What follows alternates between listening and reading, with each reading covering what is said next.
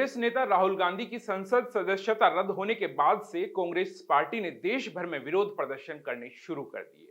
लोकसभा की सदस्यता से अयोग्य घोषित करने के बाद राहुल गांधी ने कहा कि देश के लोकतंत्र को बचाने के लिए लड़ रहे हैं और वो किसी से डरने वाले नहीं हैं।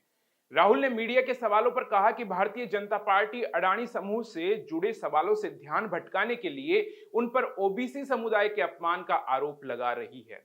राहुल गांधी ने मीडिया से रूबरू होते हुए क्या खास बातें कही, चलिए इस पर बात करते हैं। मेरा नाम गांधी और गांधी किसी से माफी नहीं मांगता।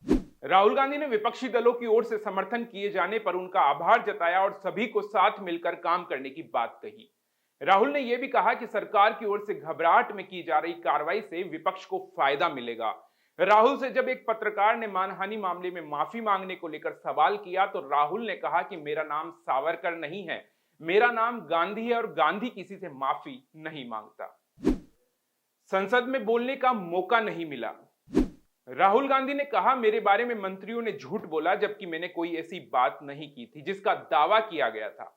मैंने लोकसभा अध्यक्ष से आग्रह किया कि मुझे जवाब देने का मौका मिले। मैं स्पीकर के चेंबर में गया, मैंने कहा कि यह कानून है, नियम है। इन लोगों ने झूठा आरोप लगाया। आप मुझे बोलने का मौका क्यों नहीं दे रहे? ऐसी बात राहुल गांधी ने कही। इस पर स्पीकर साहब मुस्कुराए और उन्होंने कहा कि मैं ऐसा नहीं कर सकता। अडानी समूह पर पूछता रहूंगा सवाल। राहुल गांधी ने बातचीत के दौरान यह भी कहा कि असली सवाल यह है कि अडानी समूह में 20,000 करोड़ रुपए का निवेश किया गया है, आखिर वो पैसा किसका है?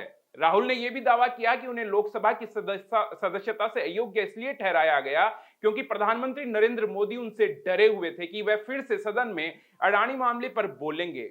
राहुल का यह भी कहना था कि अडानी जी की शेल कंपनी है जिसमें 20,000 करोड़ रुपए किसी ने निवेश किया है। ये पैसे किसके हैं, यह सवाल मैंने पूछा। मोदी जी और अडानी जी के रिश्ते के बारे में पूछा, लेकिन मेरी बातों को सदन की कार्यवाही से हटा दिया गया। अडानी मुद्दे से ध्यान भटकाने का है पूरा खेल।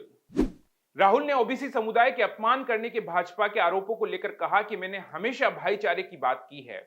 यह मोदी सरनेम पर टिप्पणी मामला ओबीसी के बारे में नहीं था। अयोग्य ठहराने, मंत्रियों द्वारा आरोप लगाने का पूरा खेल अडानी मुद्दे से लोगों का ध्यान भटकाने के लिए खेला गया।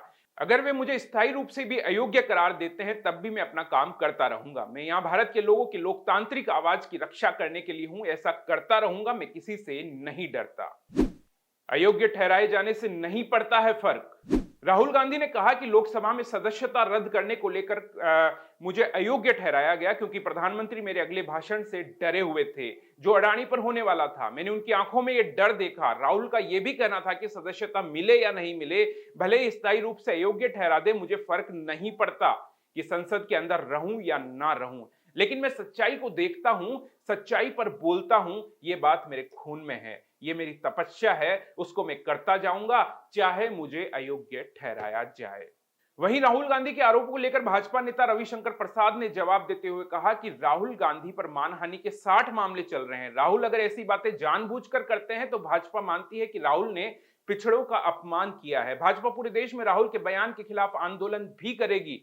राहुल पर केस दर्ज हुआ सूरत में, उनके पास बड़े बड़े वकीलों की फौज है, राज्यसभा और लोकसभा में बड़े बड़े वकील हैं। आखिर क्यों राहुल के मामले में वो लोग सूरत के कोर्ट में नहीं गए? वहीं पवन खेड़ा के मामले का हवाला देते हुए उन्होंने कहा कि बड़े बड़े वकीलों की फौज उनके मामले में पहुंच गई थी। प्रसाद ने कहा कि मोदी की सबसे बड़ी संख्या पिछड़े समाज से आती है। आलोचना का अधिकार, गाली देने का अधिकार राहुल गांधी को नहीं है।